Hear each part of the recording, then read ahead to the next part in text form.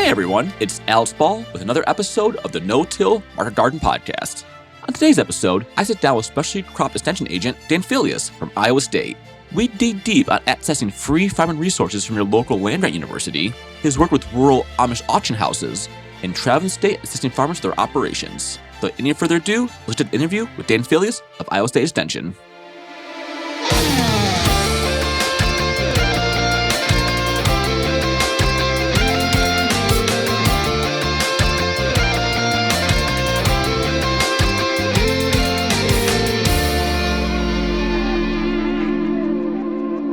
Today's episode of the No-Till Market Garden Podcast is brought to you by Certified Naturally Grown. Hey, sustainability nerds, if you run your farm with a high value on soil health, input reduction, and environmental impact, chances are you've thought about certification. Certified Naturally Grown is a farmer-to-farmer certification that demonstrates your commitment to ecological methods while keeping costs low and paperwork to a minimum, meaning you have more time to do the work you really love. This peer review model supports regional knowledge exchange and strengthens local farming networks. See why hundreds of farmers are choosing CNG. Find out more and apply at naturallygrown.org. That's naturallygrown.org.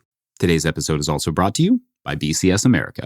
BCS two-wheel tractors are designed and built in Italy, where small-scale farming has been a way of life for generations. Discover the beauty of BCS on your farm with PTO-driven implements for soil working, shredding cover crops, spreading compost, mowing under fences, clearing snow, and much more, all powered by a single gear-driven machine that's tailored to the size and scale of your operation. We have been using a BCS tractor on our farm since 2014, and it has saved the day and leveled the workload more times than I can count, and I find new ways to employ it every single season. To learn more, view sale pricing, or locate your nearest dealer, visit bcsamerica.com. That's bcsamerica.com. To learn more, view sale pricing, or locate your nearest dealer, visit bcsamerica.com. That's bcsamerica.com. And while you're there, select tractors and attachments on sale through the end of this year.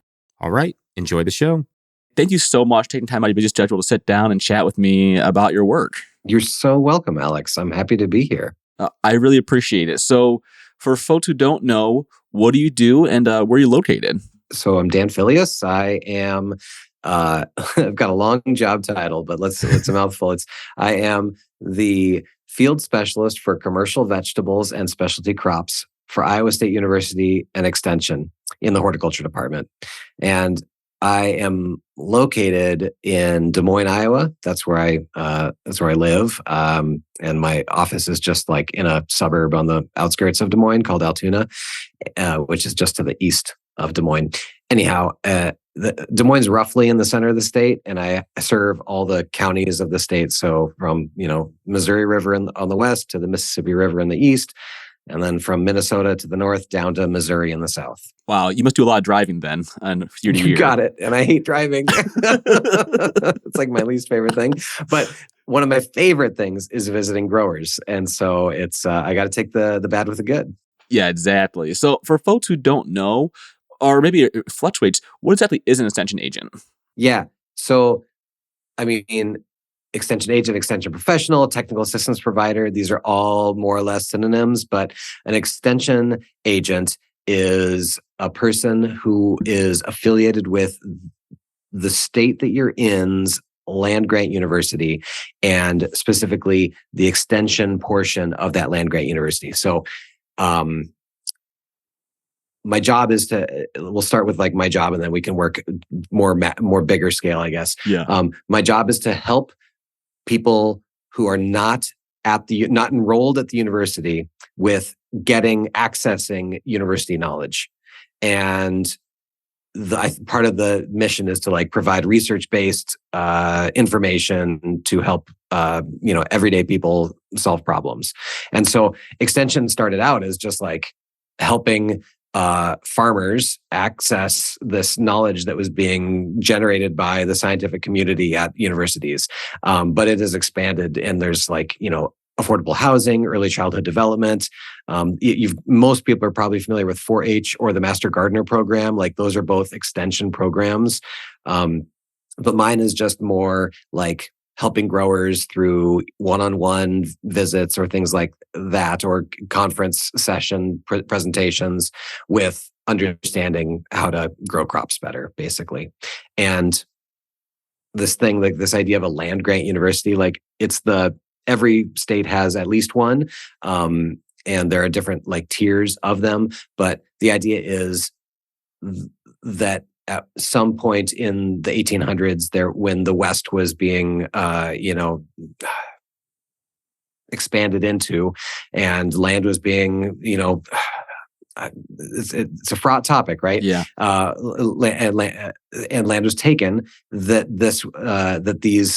the land was then sold, or the federal government allocated some plots of land to be sold, and the funds that were generated from the sales of that land started an endowment that will fund these quote unquote land grant universities that will then be teaching the sons and daughters of farmers to become, professionals, rather than just the sons and daughters of doctors and lawyers at other universities, right? Yeah. So, and then extension is taking that one level further to teach just the everyman and woman about this knowledge also. Okay, cool. So your job is to take all this information and then express it and share it with all the people. So I feel like myself, like a lot of farmers, you spend so much time out on the farm, so much time secluded, a lot of times in rural areas, that it can be really hard, I'm guessing, to even access that information. And I think we're going to talk later about access. You work with a lot of folks who may not have internet access as well. Right. Yeah. Like, or by choice and by dint of where they are. Yeah, for sure. I do fair amount of work with Amish folks, and more so in this last year than I have in the past years. But it's a good thing, because I think the numbers show that I think we have 20-25% of our vegetable growers in the state are Amish here, or Mennonite in Iowa. Super cool. Yeah, I'm excited to talk more about that in a little bit. So in order to have these skills to, grow these farms and actually understand what's going on and bring the information to them, I'm guessing it's not just like the job application. Like, how do you train to become an extension agent? You probably need a lot of experience. Like, how did you learn how to teach other people about agriculture? Sure. So I was a farmer before this. I was a organic vegetable farmer for 14 years. And I was so grateful. Not every state allows for, equivalent experience on an application. But in this application for my position, they said, advanced degree, like master's or PhD, or experience, equivalent experience. And they had like some, X many years counts for masters, whatever. And masters was the preferred thing, but if you had equivalent experience, then you would make it through the first hurdle, and you would be considered for the next round of the whole hiring process. Anyhow, that got me through the door. But then I was able to convince them, I suppose. But I think they were looking for somebody who could have that rapport right off the bat with growers, and so that is I don't know. I feel lucky to be in this position, and I think that yes, my farming experience does help me connect better with growers, and in some ways, I need to work harder at developing that knowledge of research-based solutions so that I can bring that to growers. But I'm lucky to have a really great team in the horticulture department here who I can lean on for helping with that information for sure. But before I was a farmer, I was a teacher also, and it was an outdoor educator out in California. I worked in Southern California and in Yosemite National Park, and grade school kids would come, and for a week I would take them on hikes, teach them about science, natural history, environmental stewardship, and did that for 5 years before I realized that farming, gardening was what I wanted to do, and started over again. Worked through as a farm intern, then a assistant manager before becoming a manager, and at a vegetable farm, and then at different scales. So anyway, teacher, then farmer, and now sort of teacher of farmers. Yeah, fantastic. It sounds like an awesome job. In the woods, was hiking all day. It sounds fantastic. Gosh. Yeah, in some ways it was definitely dreamy. Yeah, I loved it. Yeah, that's fantastic. So how did you decide to go from a farmer to a farmer educator now to a full educator? How did that happen? Yeah. So, I mean, it was, I skipped a small step in there which was like getting a foot in the door with extension. And that was, we moved, my wife and I moved our kids back to Des Moines. My wife grew up here in Des Moines, and we wanted to be closer to family. We were coming from southern Minnesota, where I was managing a farm up there, and she got a job down here. I did not have a job, and I was thinking, oh, I'll start an urban farm or something down here. And that, before I did move, like, she started the school year, I had agreed that I'd stay through the fall and the harvest and get all the crop in before I left the farm. And in that, like, couple months transition where she had started her job and I hadn't left the farm yet, there was a position at Iowa State University Extension that came open that was part of the food safety team. And this is like the education team that was rolling out FSMA, doing these Produce Safety Alliance trainings to growers. And they were looking for somebody who was a farmer and could learn food safety and help, like, be that person on the team to help growers connect with the ideas. And I was like, well, I don't have anything else. It's a nice paycheck, I could do that. It was part-time, so I could do that. And I had this in my head that I would still be able to farm. And so I started there, like, got the job and, like, moved down here to Iowa and started that job right away. And so I was lucky to get that job. And then that was, there was another job, a farm that was starting up in town that was looking to have somebody who was experienced, build it from the ground up. And I was lucky enough to get connected to those folks. And so I did that at the same time as I did the food safety work. And then when the horticulture job came around, I had to make a decision. And the farm also said, yeah, you can do this full time. But the horticulture folks were like, yeah, you'd have to do this full time. You wouldn't be able to be farming also. And so I ultimately decided that I would go with the university job. That's fantastic. Yeah, I think that's life happens sometimes. Is that we think you're doing one thing, then something pops up, and now we got to change a little bit. Yeah, and it was a hard decision. Oh my gosh, I cannot tell you, Alex, how much of my identity and my self-worth was wrapped up in the idea of me being a farmer, and how depressed I was after I just in a low, dark place after not being a farmer. And I had been hired on this food safety team when this job first, happened, and I wasn't a farmer, yet again, thinking like, oh gosh, now am I really a farmer? Are they going to trust me as a farmer? Am I just an imposter now? And so but I feel like I'm a little bit better now, and I've come to terms with that, and I'm feel pretty confident in myself what I mean to say, I feel pretty good about myself as an educator, and I'm happy to help growers in that capacity. And I don't have to be a farmer also anymore. Yeah, Dan, I'm glad you said that, because I feel like a lot of us get caught up in that singular idea of agriculture as being a farmer. The hoe has to hit the soil, and if you don't do that, you're not helping your community. You're not increasing agriculture. Right. Where it's like, the further I get into this, the more I realize, I'm like, oh, the people who drive, my friend who drives the van to deliver folks to market, he's just as much a part of agriculture as the person, off the fishing the tractor to weed the tomatoes, whatever. Yeah. But I know what you mean, because I had an issue with the season where I had a flood wipe out my entire property. Oh, I'm sorry. Oh, that's just part of the game. We're moving luckily now. But for like 2 weeks, we transitioned to we were using other growers' product to keep our CSA going. And I remember for the first month, I felt horrible. Not with the loss everything, but I was like, oh, I'm a fraud. Right. Which, you're not. I know I wasn't, but deep down, we get so caught up in that identity of the farmer. And I think we've sacrificed so much to be that farmer that then say, if we leave it, that all sacrifice was for nothing sometimes. Yes, exactly. Oh, thanks for sharing that. Oh, no, you're welcome. So you're working with FSMA, which is super awesome that you're doing the education.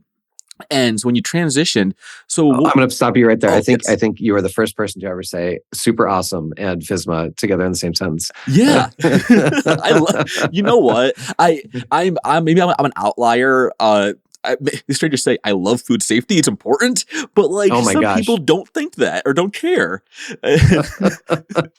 You've probably seen some things, but I've been on farm visits before where I see things. I'm just like, oh my word, this is terrifying. I can't believe food is Yeah. leaving this Sure. building. Yeah.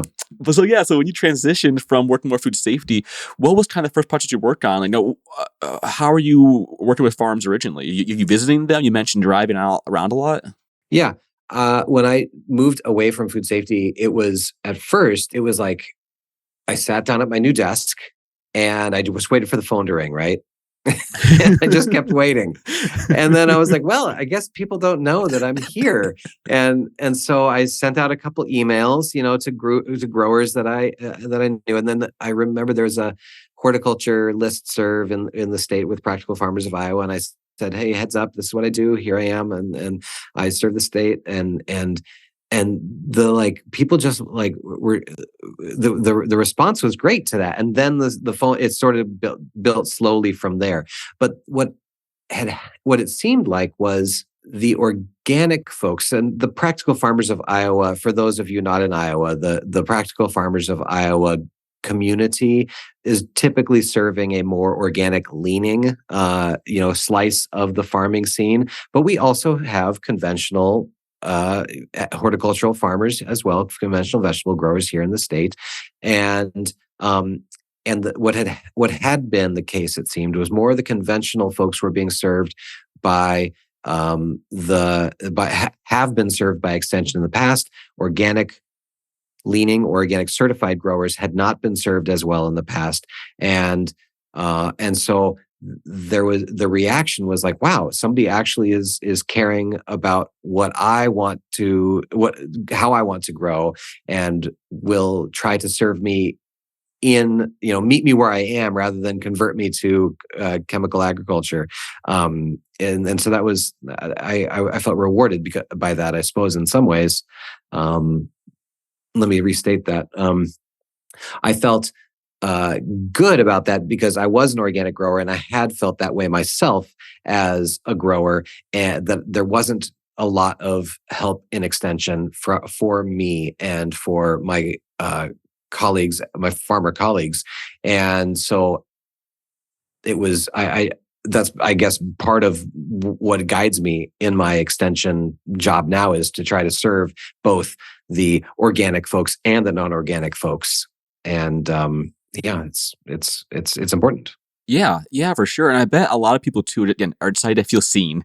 Like someone here is wanting to help me and wanting me to grow.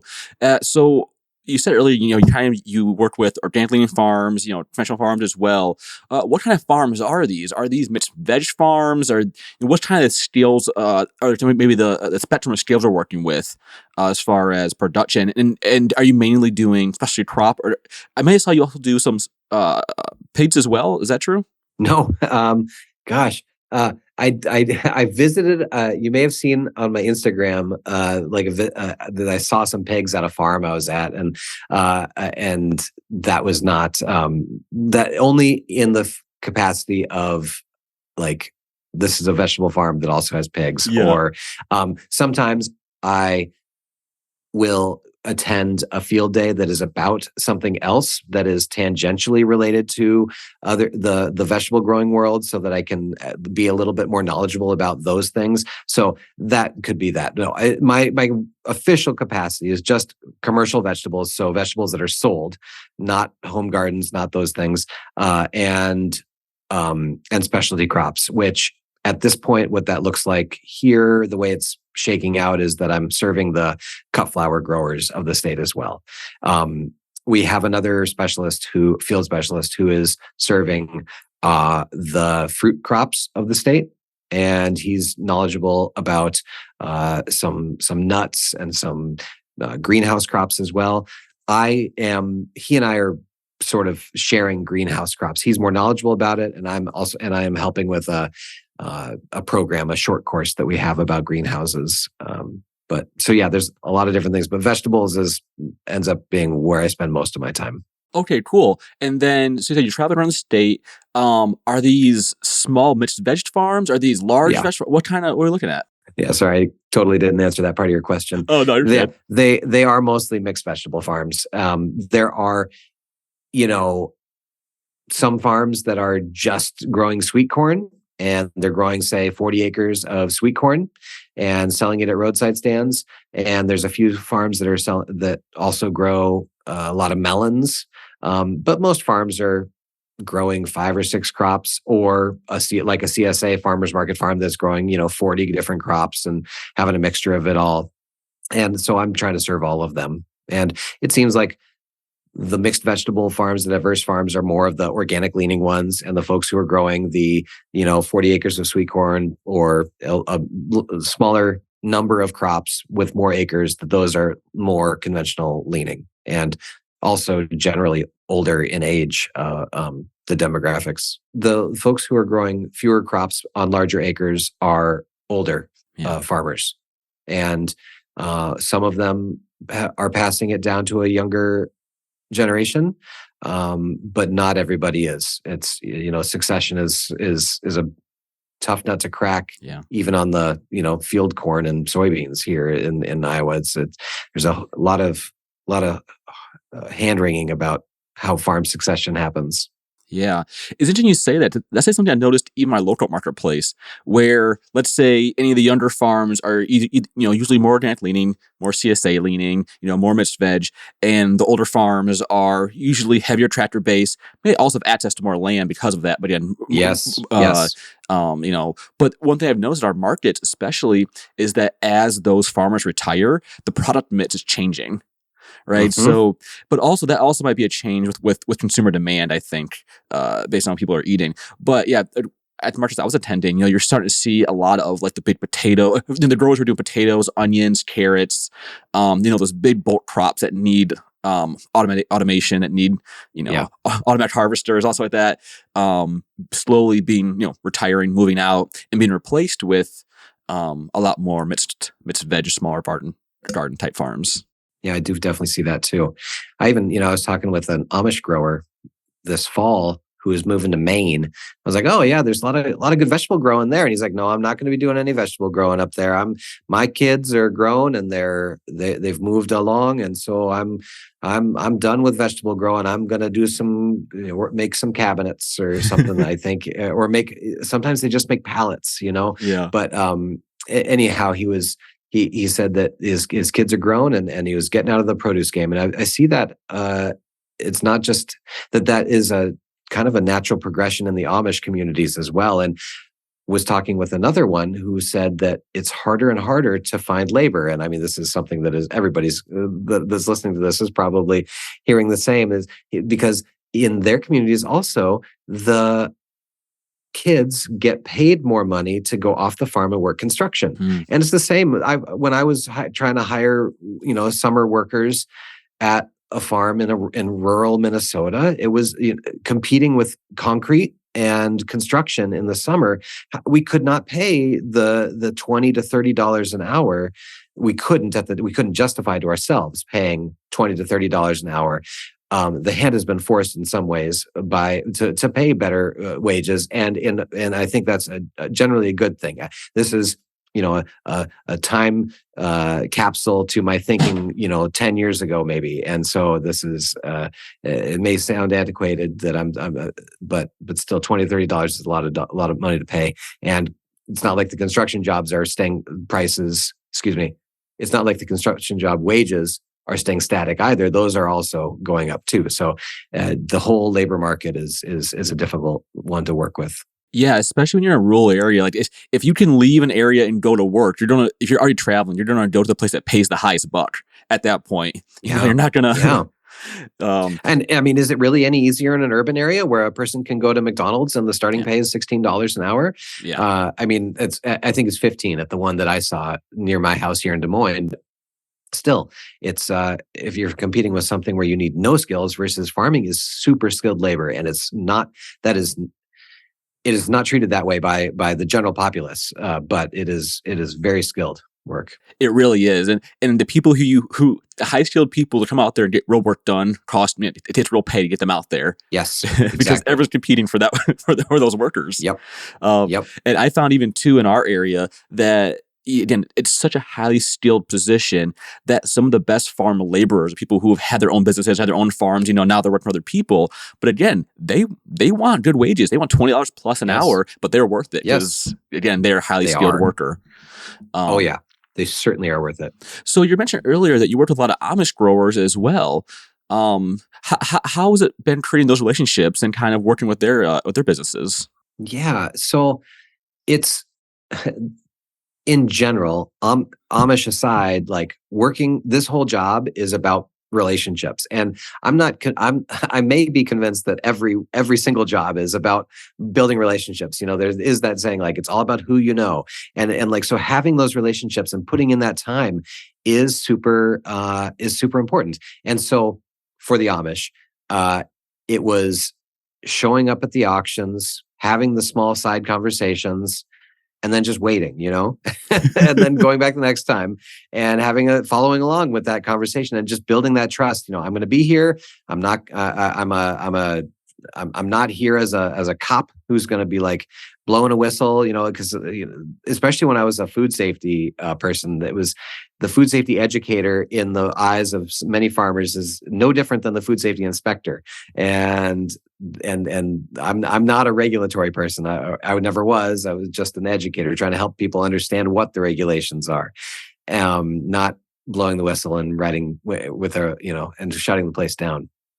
But it started with, like, I think the way that I first built connections with Amish and started working with Amish was because I had known some of the Amish growers when I was farming still. We would buy organic potatoes or organic onions from one of the communities near us, and then include those in our CSA shares. And by calling that grower, that connection I already had, I set up a produce safety training in their community, which they were excited about. And then by having that success, I was able to then explain that when I had conversations with other Amish growers, and that just sort of, success led to more success. And now I've got some, there were a couple communities that I really broke into, made first connections in them at the beginning of this season, 2023. And now at the end of the season, I feel like I've got a great relationship with all the communities that I know about. There's probably one or two that I don't know about also still.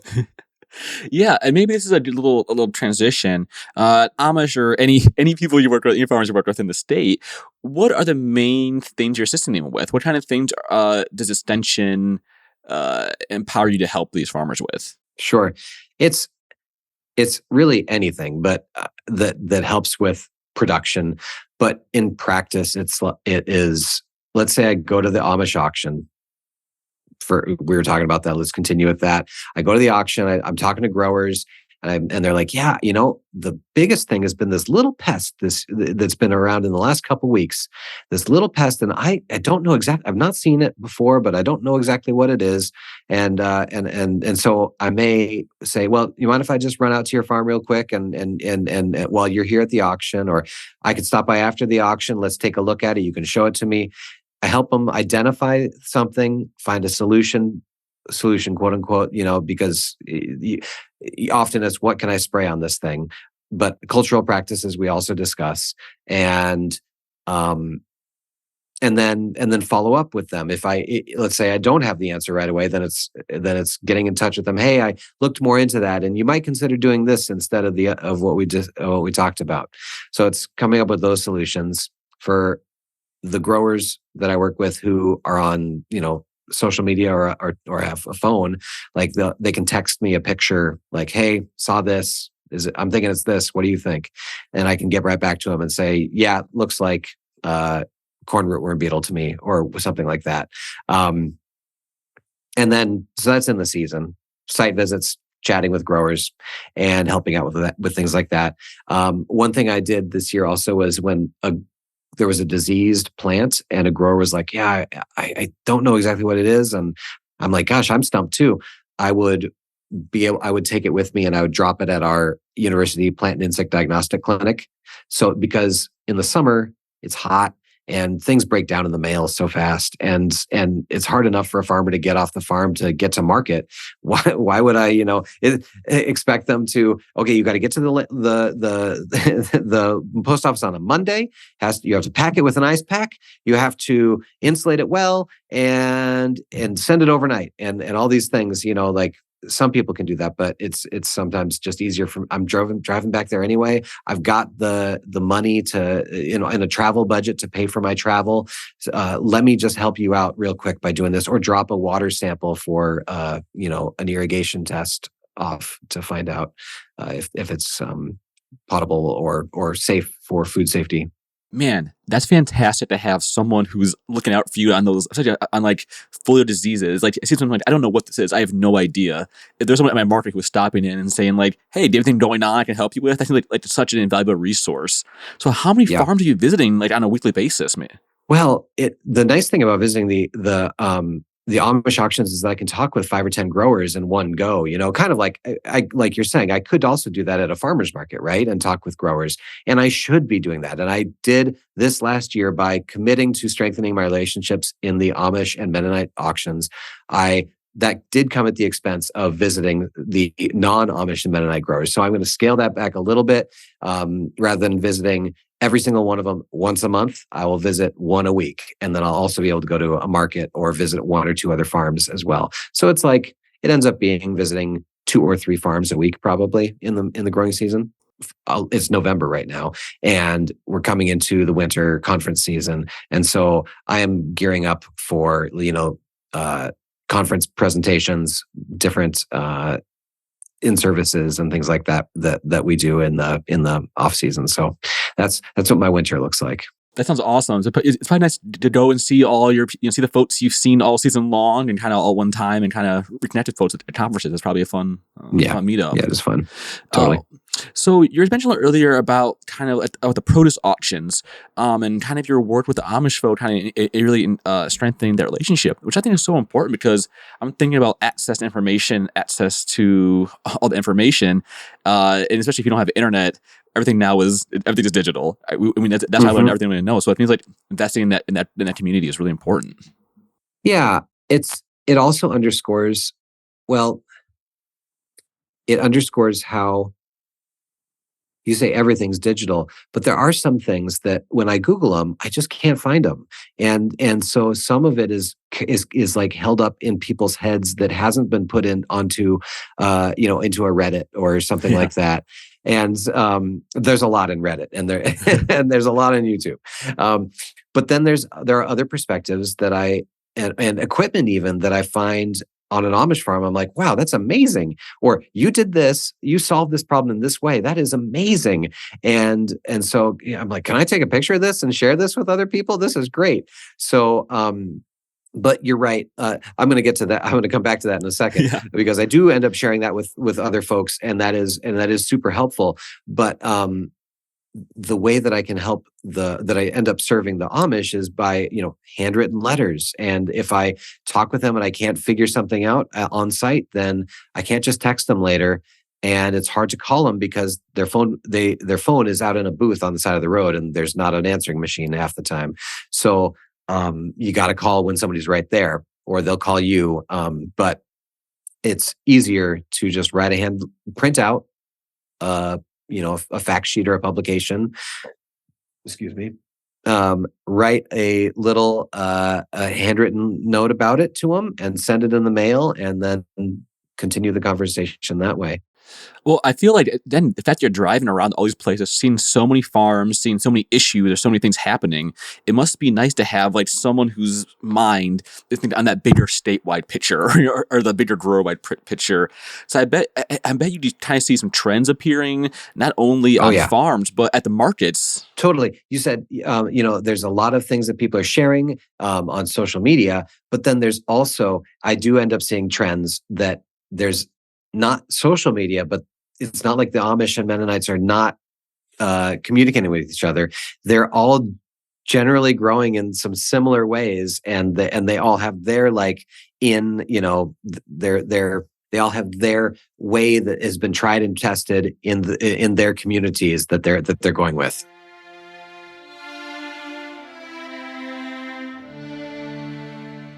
Today's episode of the No-Till Market Garden podcast is brought to you by Johnny's Selected Seeds. Johnny's Selected Seeds is a proud sponsor of the No-Till Market Garden podcast. Since 1973, Johnny's has supported farmers and gardeners with superior seeds, tools, and information to help ensure their growing success and help feed their communities and families. The research farm is at the heart of Johnny's, where they trial thousands of varieties and tools every year. Their breeding program uniquely focuses on introducing varieties that meet the needs or solve the challenges mixed market, small farmers, and avid gardeners face. Visit johnnyseeds.com for innovative new varieties and time-tested favorites to grow this season. You can also browse their online growers library, link in the description, for a wealth of free educational resources. The employee owners at Johnny's look forward to growing with you. Today's episode is also brought to you by RIMOL Greenhouses. Whether it's tomatoes to market, flowers in the spring, or your family's harvest, growing in a greenhouse protected from the weather provides the right environment that you need for a harvest that you can count on. RIMOL Greenhouses are designed for durability and offer the quality that you need to grow productively year-round. Visit rimolgreenhouses.com to get a quote today. If I may editorialize for a second, I own a RIMOL tunnel. I love it. We built it ourselves, and I really appreciated the quality of the tunnel as well as the customer service we received in the process. So make sure to check them out. All right, back to the show. So maybe a little backtrack to the auctions a little bit. So Sure. For folks who don't know, how do these auctions work? And what kind of growers are growing there, and what kind of buyers are there? I mean, it's just a marketplace that has been set up by the Amish community. There's lots of them around from Pennsylvania to out here to Iowa, Minnesota. I don't think there's many west of here, but there are quite a few. There's 5 of them in our state, and it's just people bring mostly Amish men, and I'd say about 90% probably are of the produce being sold any one day is grown by Amish or Mennonite and dropped on a big pavilion, and then and lined up, and then an auctioneer walks with whoever wants to buy can come. It's not you don't have to buy entrance. You just have to sign your name and your phone number and address and a little book at the front desk, and you get a little bidder number. And then you go throughout, and it's just the auctioneer calls this is what this is, and starts the bidding process, and the highest bidder gets it. And there's a little bit of a auction house fee, like I think it's a 5 or 10% fee on each lot. So if you get 5 bins of say watermelons, that's one lot. If you get 4 boxes of zucchini, that would be one lot. Sometimes it's a flat fee, sometimes it's a percentage fee, but it works nicely. I think for the growers are benefited because they've got this market that's close by. They have control over it. They have a community board that manages it. The produce typically always sells. It doesn't always sell at a great price, but they don't have to take it back home with them. The producers, the purchasers. The purchasers are benefited at times of glut by very low prices, but they are also, everybody benefits because it's got a predictable schedule. And, and when I said that the growers are benefiting because they've got a market close by, these growers are typically driving horse-drawn buggies. And so it's hard to go far. Though there was one Amish grower who was very close to one of the auctions who didn't like the policies at his local auction. So he did hire a van or a truck and trailer to drive his produce clear across the state to a different one so that he could get better prices, he thought. So it's not always, they're savvy business people. Just, they're, yeah. Yeah, that's super interesting. And who are the buyers here? Is it other farm stands? Is it local folks? Is it people from the city coming and taking it into town? Who's buying this product? Yeah, it's mostly these days. What I see is it's mostly roadside stand operators and farmers market resellers. Though there are some folks who do come in and say, like you with your flooded situation, a grower who's maybe low on a certain crop one week, they may come in to fill in for their CSA, but it's about 90%, I'd say, non-organic, the produce going through these auctions. And so a grower should know that before counting on it. Some people just assume because they're Amish, they assume that means organic, but that is not, they're not synonym or proxies for each other. There used to be a lot more like grocery store produce department managers buying at these auctions, but that's less so now. And that's mainly because of one of the chains that's dominant here in Iowa, shifting their purchasing practices to being more done at their distribution center and bringing in things from out of state rather than giving more control to the individual produce department manager. And for those folks, they wouldn't always come to the auction. And this could be done by anybody, really, not just a produce department manager, but there's the position called the order buyer at the auction, where somebody phones in, they're like, I can't be there today, but I want 5 bins of pumpkins. And they assign that to the order buyer, and he knows what your like threshold is for price, and he does his best to get you your bins of pumpkins at the price you want, and then you just come after the fact when you are able to, and there's an extra fee that gets charged for that service also, but it works pretty nicely. Wow, that's super interesting. And are these auctions year round, or are they hyper seasonal?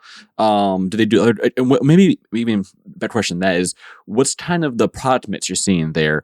Because these producers, I'm assuming, don't have as much access to refrigeration. Are you seeing greens? Is it more pumpkin? What's kind of product mix? Well, you nailed it.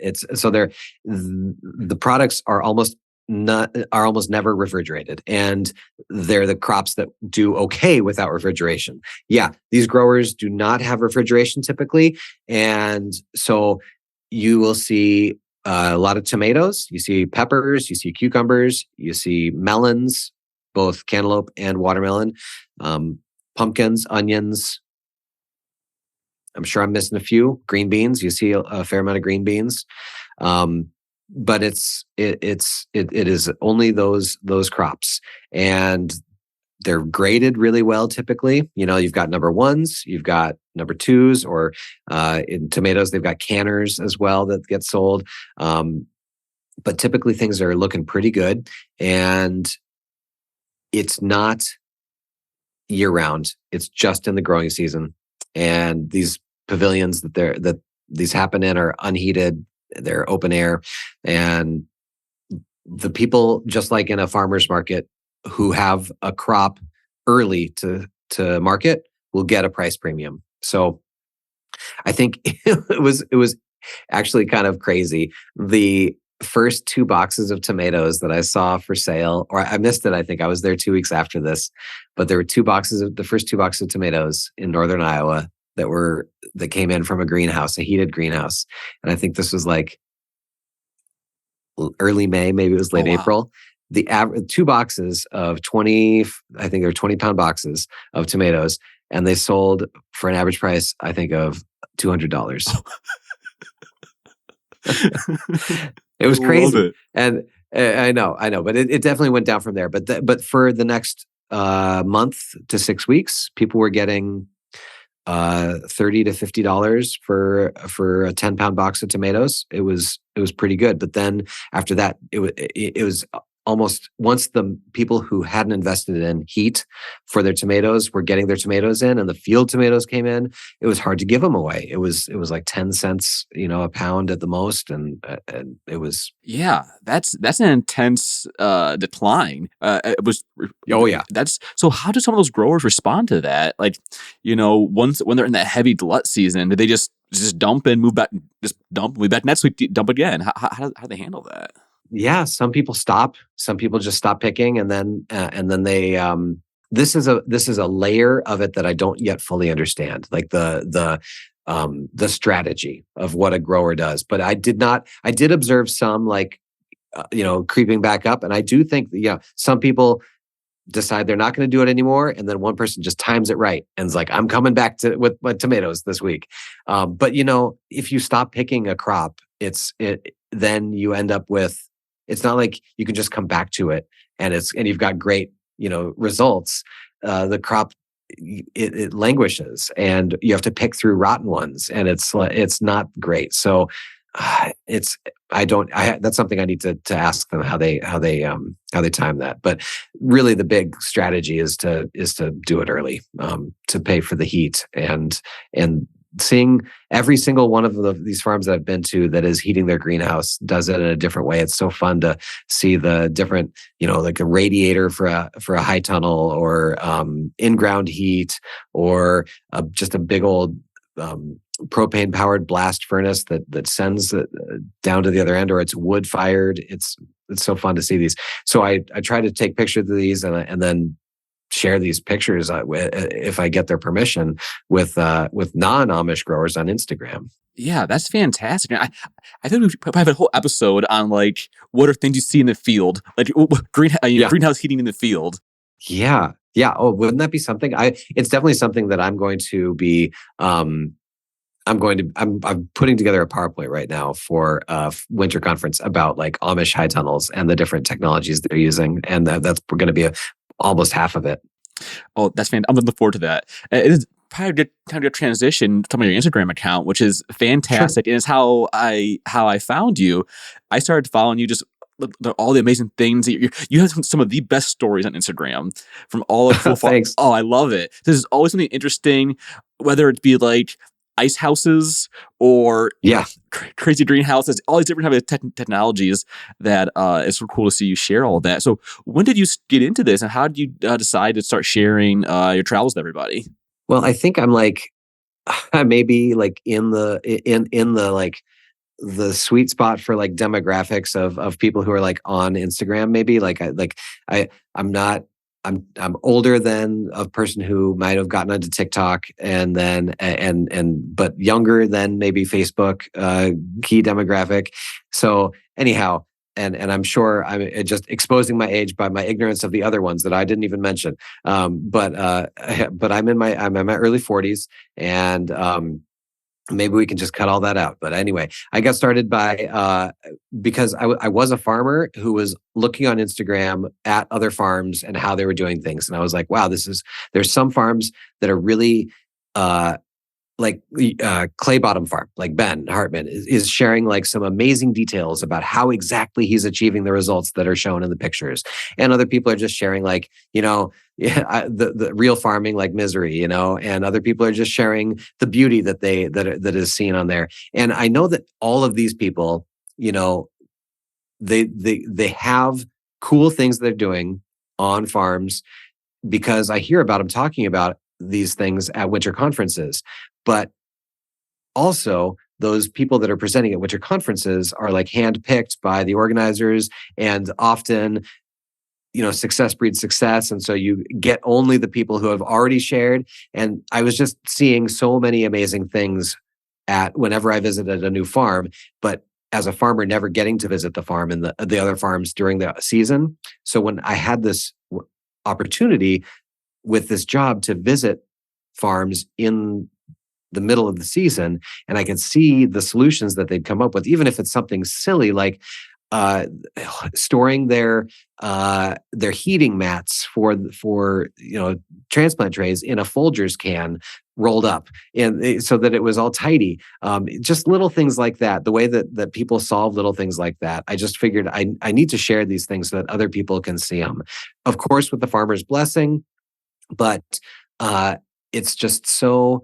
And then because I can't just, I found, or I thought, maybe it's just because I'm the way I'm wired, but the teacher in me wanted to really narrate the thing. So I try to put a lot of text in there to show like exactly what it is we're seeing, not just share a picture of something in a story slide, but I try to make them as educational as possible and share the answers that the farmer gives me for the questions that I asked when I was there. So I'm glad you like them, and I generally people are give a positive reaction to it. So I'm rewarded, but by doing it, and I can't promise that I feel like I almost never post in the off season. It's the winter season. I'm only really posting when I'm visiting farms. So I'm definitely not maximizing my viewers or the number of posts or visits that I get to my posts. But oh well. Well, I really appreciate, again, all the extra information on the photos, because a lot of things, they say pictures 1,000 words, 1,000,000 words, whatever. Like, well, it is, but then I didn't know the details. I didn't know what's going on here. And that's why I love to follow it. It's so informative. And I feel it's very engaging because it's so much based on stories. So I'm like, I see what Dan's doing. I got to check to see what's Dan doing today. Where's he traveling? I got to see what he's discovering. And no, it's super fun. Yeah. And you also interview a lot of farmers as well, asking little fun questions. And how did that start? Gosh, how did it start? Well, it started because I realized I wanted to hear more about the little interviews. They started when I learned that I was being encouraged because I'd had success with stories. I was encouraged to do more with reels because that would generate more views. And I was like, oh my gosh, I don't want to just do this to do this, because I did see some people who were doing it. And it was just like, you've made this picture into a reel because you're supposedly going to get more views. And I'm like, well, I'm not doing this just for views. I want to do this to actually be something for a grower, to actually help them. And so I wanted to shine a light on growers that I visited, both with hearing about an innovation that they've made or something about their backstory, and also to get to know them a little bit better as humans. And so I have 2 decks. I've got a silly deck and a serious deck. And it's so one of the favorite questions that I ask people on the silly deck, a lot of people get a kick out of what's your gas station snack of choice? And then on the serious deck, it's anything from who is a mentor of yours? What's the hardest thing for you right now? What's the favorite what's a farm hack that you rely on? Things like that. So I just wanted to have it in their words, not just mine in the story. And so I try to do that one question from each deck with each grower that I visit. It doesn't always work out, but and I've got a backlog of them that I haven't had time to edit yet. So I'm going to do that this winter. Yeah. And I feel I don't know about you, but I think we're kind of in the heyday of niche, small ag, Instagram content. There's so much between small farm music. I feel it happened 2-3 years ago. I feel seen finally. These people like me who had the same sense of humor about these dumb farm jokes. So it's nice. It's nice to feel seen. Yeah, I really enjoy the different meme ones. I have not ventured into memes yet, but I do enjoy the meme ones like corn smut and farm affirmations. Yeah, and the shallot. I love the shallot. The shallot's my favorite. Exactly. Just the name itself gets me every time.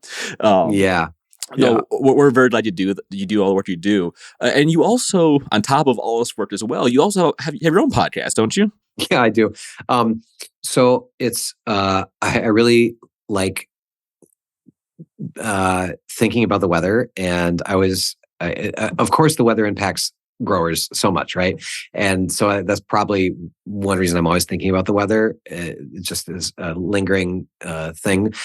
I guess I was an outdoor educator too before that, and so I was impacted by the weather then too. And maybe I'm overthinking it. Maybe weather is just a natural thing to wonder about. It is that thing that we you can always rely on to start a conversation, right?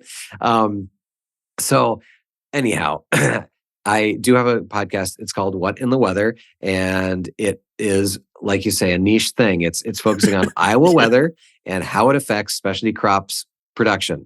And so I am meeting weekly with our state climatologist for Iowa. Every state has a climatologist, and I meet with ours, who is a employee of the Department of Ag, and he gives updates about the weather and what has happened this week in Iowa weather history, and then we just riff on what I've seen in the field and how the weather that we've just discussed, how it's affecting crops and how the weather that is predicted is going to affect crops, so that growers can like maybe have some deeper insight into that. And then I've used that, like I use a transcription service, an AI transcription service for the recording of it on Zoom, and then that generates text that I can then just copy and paste, and that's my rough draft for a weekly newsletter that I send to growers. So that is one way that I make my job a little easier because I knew I wanted to have a newsletter. And I thought also, like we've talked about the different ways that people consume knowledge, like Instagram, handwritten letter, YouTube, podcast, email, listserv, or just all these different things. I just wanted to stack these up and not make more work for myself. So next year, 2024, I'm going to try to. I need to figure it out, but I'd like to, because I already have the video because we record on Zoom, put it on YouTube also, so because not everybody is on Insta, not everybody's listening on podcasts. So if we can just make it without doing much more work in another format, that would be good. Yeah, once you create all that content, you have to figure out which channel. How can you evolve it into a channel? Because I never realized is that even marketing my own farm business is that consumers or listeners, whatever, are also segmented into their own little channels on how they consume media or learn things. So, but then once you have that kind of forever content created, like how do you get this to individual people? It's definitely a challenge. Yeah, that's definitely part of like the extension life that I had not counted on, was like the marketing and entrepreneurial part of it, and it's definitely real. And I poo-pooed it at first, but it also is it's real. It makes a real difference to growers, because if you're not marketing it, then they don't know what you've done exists. And so I need to get over myself on that. Well, maybe this is a good little transition. So we have a lot of growers listening, a lot of farmers. And if farmers want to take advantage of their local extension agent, what should they do? How can they take steps, take full advantage of these resources that are already existing in their communities? Yeah. So a quick thing that I discovered was in a Google search. If you're Google searching for like, what is this bug, or like, whatever you're searching for, if you include after that the words site, SITE, :edu, it will bring up only university and extension recommendations, which is not which I have found that to be actually really good, because it filters out like the spruce, and no, I'm not, no shade on the spruce if you're listening, the spruce, but I just it's, as for me as an extension person who is supposed to be sharing research based stuff, that's a way to find that. And there is this legacy of extension serving conventional farmers more than organic farmers, which should be acknowledged. So there may be not as much. You may need to find the university that is more sympathetic to that viewpoint. But there's really good information there that is if you do that.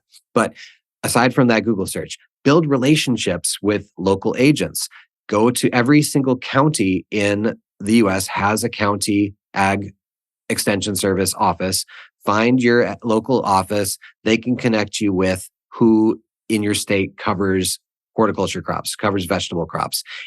The rub is, it's not the person that you're going to like jive with is not always necessarily going to be your like local person. So, or there may be like a local foods person in your office, but they're not like the farming expert. They're more of the food systems expert. So you will have to do a little bit of navigating, but get the full list, figure out who it is you connect with, who maybe you've seen at a conference speak and like made like really, really spoke to you, and connect with that person. And eventually maybe you'll be able to get on a texting basis with them or something like that, so that you can, text them a picture and I mean, if you're in Iowa and you have not yet texted me, let's get on a texting basis. I'd love to help you. And there are other people. I know some farmer friends who have reached out to agents in other states who have been more helpful to them. They liked one disease lab better than theirs, and so they're in a better relationship with those folks. Consider also I'm in extension. I love extension, but there are other organizations that are doing great work. Practical Farmers of Iowa, Land Stewardship Project, Fair Share. These are all great organizations. And I'm going to just put in a plug right now. Like I'm part of a grant with all those organizations it's called the Midwest Vegetable Growers Network, or MVEG. And it's a collaboration between all these organizations who are doing all great work to serve organic growers, so that we can work better together to serve growers, so that we're not recreating the wheel. So we can just, that term means like you don't want to build something that's already been built again, but we also are we want to replicate things and refine them, so that if somebody's doing something great in Michigan, rather than sending my grower to Michigan, I can do that thing with the lessons already learned and make it happen here. Or maybe they do have the capacity to help my grower in Michigan. So it's just figuring out how we can best serve growers in this thing. So MVEG is something I'm really excited about being a part of right now. So it sounds like the first step is creating that connection, is going down there, meeting people, and just figuring out what's going on in your local community. Yeah, I rambled on there a bit, but yeah, that is the first step. Yeah. No, and I remember when I first started farming, I went to MSU Extension on Michigan, MSU Extension. Yep. And there's like a 150-page document on organic vegetable production. And it's like, okay, here's 5 pages on cabbage, here's 4 pages on, and that'll break down all the nutrients you need in your soil, basic husbandry, all kinds of basic stuff like that. And just that first reading that booklet just helped get my mind aligned and some idea of what's possible, what's going on, and how we can attack this. Yeah. Something else that you should think about, or growers should think about, is maybe you don't go down to your county extension office. Maybe there's all of us in the Midwest put together in extension, put together the Midwest Vegetable Growers Guide. And I think it's mwvegguide dot something. I've got it bookmarked. Anyway, the Midwest Veg Guide, and this is probably this book that you're talking about. But it's got listed in the front all the extension people in each state and their phone numbers. And so you can just get in touch with them that way. Or you can go online and to that online guide and look up problems with your pet, with pests and diseases. And the last thing I'll say is I used to think of this guide as the quote unquote sprays guide. And it was all the conventional pesticides that you could use to kill whatever. But I was quite surprised after joining Extension and joining that team to find the extensive cultural knowledge that's in there. And it is really like a great primer on growing vegetables, things that I wish I hadn't, I wish I'd known earlier, and I wish I'd given this guide a chance. So it's one to look at. It sounds like it, yeah. And we'll link it down there in the description for everybody so they can find that. Okay, Dan. So before we get to our final question, we have a little lightning speed round for you of questions. You haven't seen these yet. These are all me. No, these are all new. Yeah. All new. I'm shaking in my boots. So your first question is, when you're at a farm visiting or at your own farm, what's your favorite item to eat fresh right out of the field? Carrots. Oh, delicious go-to. Okay, second question. When you're on the road, what's your favorite gas station snack? All right. It is, this is one that I haven't edited yet. You'll see this, I've got it in the can, or not in the can yet, but all right. It is, there is a gas station here in Iowa called Come and Go, and KUM &GO. And they recently introduced these bowls, and you can get it's like rice with like a protein and like a slaw style thing, and like some like quick pickled like onions and like corn nuts or whatever, and then a sauce on top. So it's all like a gluten-free bowl that is it's kind of fancy, but it's pretty cheap and it's satisfying. So I just like that. I've had enough gas station pizza that I don't always want that, and so I'd go for these little bowl things. Okay, I like it. And last question: if you were an ag, what career field do you think you'd be in? I would be a pedestrian and bicycle advocate. Okay, I like that. Okay, so this is our famous last question. We always do. it's called What's in Your Farmer Heart, but since, a little different, we'll do What's in Your Extension Agent Heart. It's a little adjustment. Kind of an open platform. What's something that you've been waiting on you that you think needs to be told? What's something you think needs to be heard by other growers, people in the community? Those of us in the technical assistance world need to understand and know that being a grower is really hard. And so I try, if you're a TA person or listening to this, and this is something that I say to other TA providers a lot, and that we need to think of creative ways that we can use the resources that we have like the luxury of having access to lighten farmers' loads. It seems like to me that the grants landscape is tilted way in our favor, unfortunately, and so farmers are more in need of the like money side of it, but they aren't able to access that money in grants, and so we need to really humbly listen to what growers are struggling with and do the next easiest thing to make their work incrementally easier. You may recognize that if you're a Strong Towns follower, that's like one of their taglines. But I feel like growers, like technical assistance providers, when they get a grant, they need to like send growers a needs assessment to like so that they can justify the work that they're about to do. But growers end up receiving about like 5 to 10 of these like surveys asking like, "Hey, we've got money to do work around climate smart agriculture. We just need to know how to serve you best." And so growers end up getting like 5 to 10 of these from all the different technical assistance people that work in this realm. And so be strategic, technical assistance growers, and how you send those things out.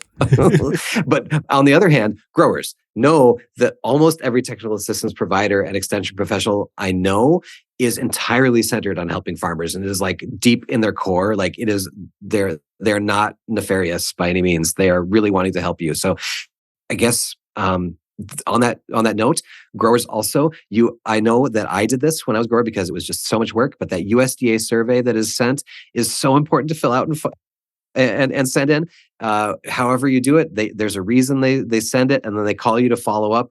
Like, for example, here in Iowa, we get our information only every 5 years, and it really impacts the amount of funding that then goes to support the industry, like the number of people that are hired to help you at the university, the research that it goes into certain different vegetables. If it's underreported, then it might not get focused on. So it may seem like you aren't being served, but it is also, you will continue to not be served if you don't speak up and represent yourself.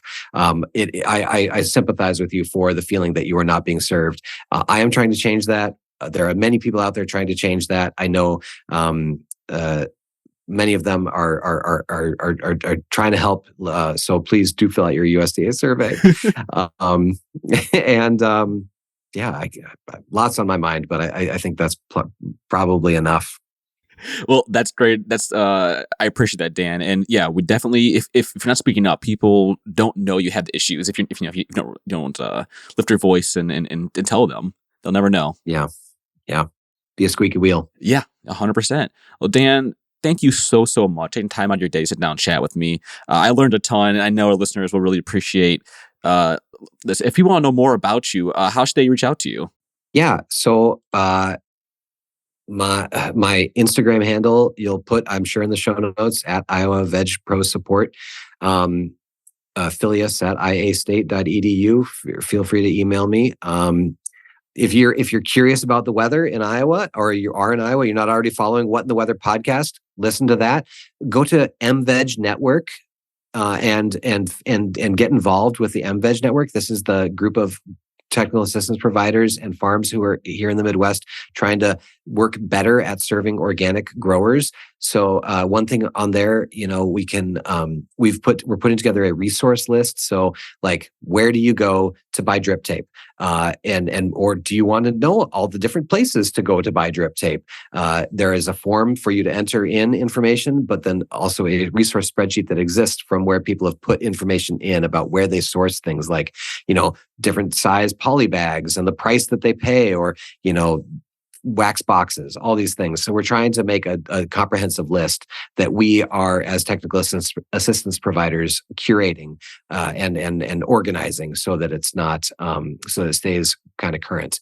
And lastly, consider coming to the Organic Vegetable Production Conference in Madison, Wisconsin in early February. It's a conference that I help organize, and it is a really fabulous one. It was one of my favorites when I was a grower, and I'm just honored to be a part of the organizing team now.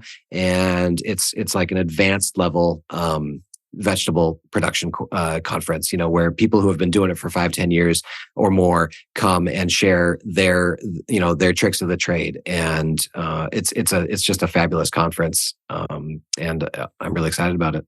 So maybe I'll see you there. Oh man. Yeah, that sounds like a fun time. Now I want to go. You should. Well, Dan, thank you so much, man, for taking time out. I appreciate it. Yeah, you're so welcome. Take care. Okay, you have a great day now. A huge thanks again to Dan for sitting down and discussing his work with me. There is such an untapped source of free information at your local land-grant university, and I hope you seriously consider taking time to access it. That, or your local extension agent. If you want to learn more about Dan's work or attend our Organic Growers Conference in Wisconsin, you have all the information in the show notes. Thanks again for listening. Until next time, have a great day.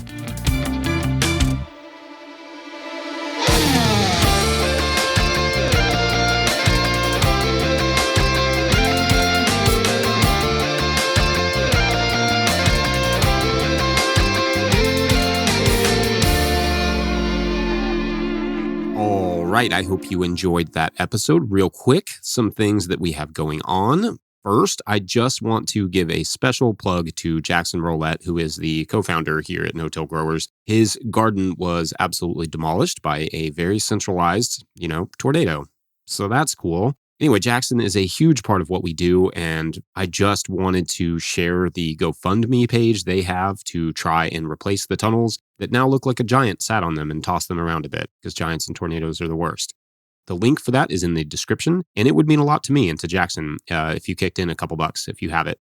Next, hopefully you all liked the bonus episode that we put up last week about living pathways, and you can also watch that interview or that conversation over at YouTube, where we post weekly videos anyway. Just go over there and search for No-Till Growers. We also have the No-Till Growers forum over at no-tillgrowers.com that you can visit and discuss all things no-till. So go check both of those things out, or all of those things. Also, here are a few places where you can find me this winter of 2023-2024. I will be at the 2024 Dallas Innercity Grower Symposium in Texas, the Utah Food and Farming Conference at the Red Acre Center in Utah. That one's coming right up. I think we will also be going to Marbleseed in late February.